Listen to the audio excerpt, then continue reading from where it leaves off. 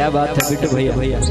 हमने की जब माई के आशीर्वाद से गाई ले जा वो माई के चरण में जाके लड़का निवेदन महतारी महान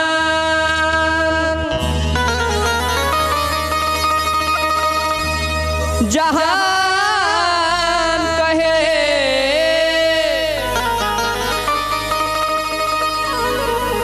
महतारी बिना दुख के हरवैया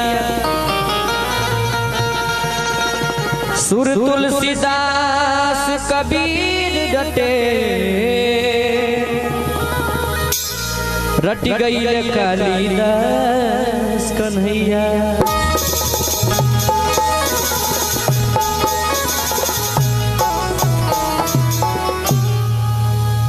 बैजूरीत में प्रीत भरल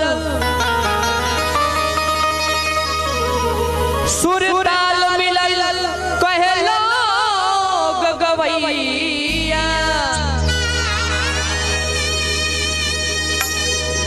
भैया हमनी के सब केहू जानतन जा कि जब सुर ताल लय ये तीनों के मिश्रण होला एगो सुघर गवैया के जन्म अर्थात उत्पत्ति होला लड़का जाके कहता कि ये माई सुर ताल मिलल कहे लोग गवैया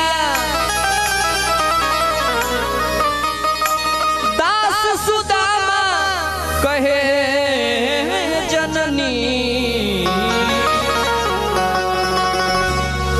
खोजे गोलू गुंजनावा खोजे बिटू महबूब अतुल आवा खोजे सब भैया आवा हे बीड़ा बजवैया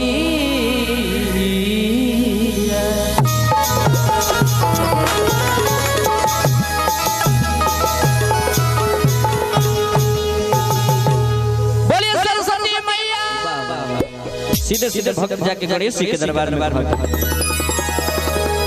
तो लय उहे रही हाय गौरी के अरे ललनवा ये बाबा सुमिरनवा करी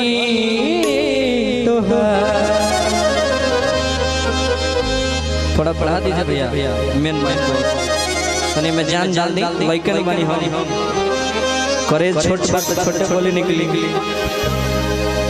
सुमिरनवा खाली गेन बढ़ाइए गेन आवाज दे दीजिए बस और कुछ नहीं करी तोहार हो सुमिरनवा करी तोहार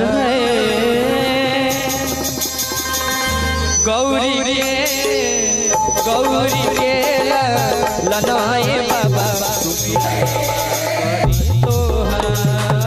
गौरी के लनाए बाबा सुमिरनवा करी तोहार सुमिरनवा करी तोहार हो सुमिरनवा करी तोहार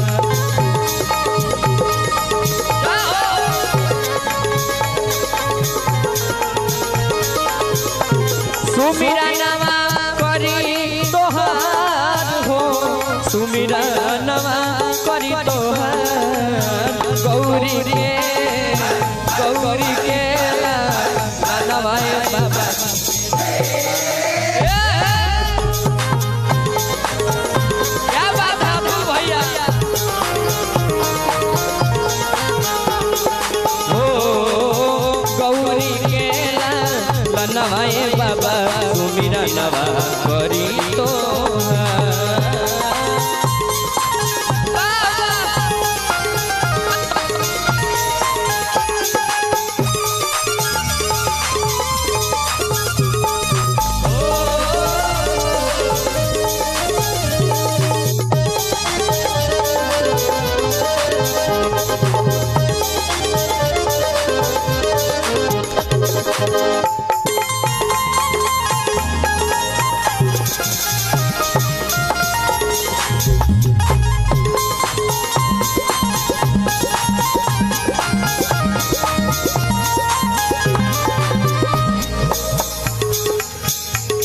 खिल कर गुलजार हो जाए और खुशियों से भरा ये संसार हो जाए। नहीं हे सबसे हमरा के ज्यादा दी आवाज दोसर कुछ ना चाहिए, हमरा आवाज दी हे सबसे ज्यादा रही बस यह निवेदन बा। गुल खिल कर गुलजार हो जाए और खुशियों से भरा ये संसार हो जाए। गुल खिल कर गुलजार हो जाए, आदरणीय अलाउद्दीन भैया ध्यान देना है। गुल खिल कर गुलजार हो जाए, खुशियों से भरा ये संसार हो जाए। और आज इस दरबार में ठाकुर जी के दरबार में इतनी तालियां बजा दो ऐ मेरे दोस्त कि ये धरती भी काशी और हरिद्वार हो जाए, ये धरती भी काशी और हरिद्वार हो जाए। अशोक भैया से हम निवेदन करो गणेश जी के गीत चल रहा बा, तैमे हमने के गणेश पूजाई भी लागेला, तो निवेदन करब कि गणेश जी के जौन जौन चीज लागत होखे, अब पीला वस्त्र जनेऊ खड़ाऊ त नहीं कहो, लेकिन कुछ द्रव्य दक्षिणा अगर एगो सिक्का भी रवा दे दे तो गणेश जी के कबूल बा। धीरेन्द्र भैया तो निवेदन करब कि गणेश पूजाई भेजवा के कष्ट करी। गौरी के लनवाए बाबा सुमिरा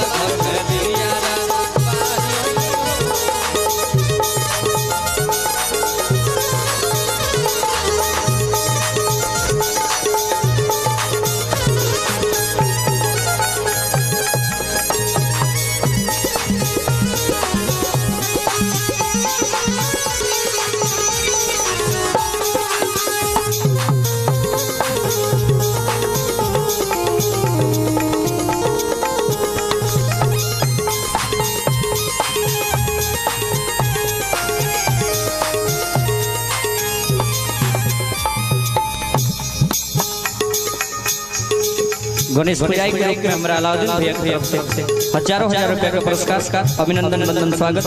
गणेश जी हमेशा यह निवेदन करब जहाँ रही हमेशा और पद और प्रतिष्ठा दोनों बरकरार रहे। फुटकर तो नहीं के दुकान चलल नहीं है, अगर हमारा ऊपर विश्वास हो तो दे दी 5 बार बोल देव सज जाए। नाम बता नरेंद्र गुप्ता जी 51 रुपया के गणेश पूजाई आई। फुटकर अगर बीच में आ जाए तो दे दे, ना तो 5 बार बोल दे, 5 बार बोल के सधाव परी। अब फिर भैया पैसा देने कौन सिंह, अब आपको आना पड़ेगा, भुला गए नाम हमारा। अच्छा गुप्त दान में बोल रहे हैं भक्त और जाके कहता आगे पान चढ़े फूल चढ़े और चढ़े मेवा लड्डू के भोग लागे संत करे सेवा।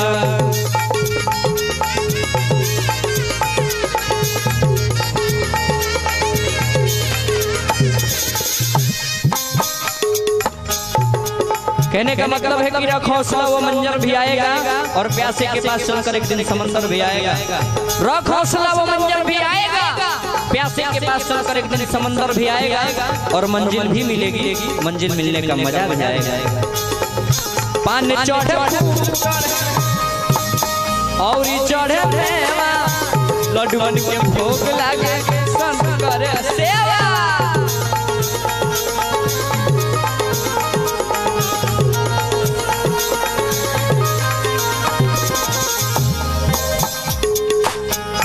आज तो ऐसा कहले बनी साडू भाई रहा कि जब हम सोचता नहीं कि तनी कूद ली एमे अजरा जरानी है तरवे में और गिर जाए जब कि तो हई फाटी आना तो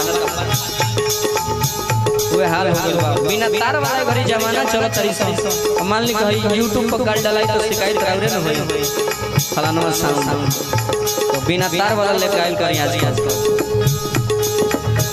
रीढ़ी सीधी के सजनवाए बाबा सुमिरनवा करी।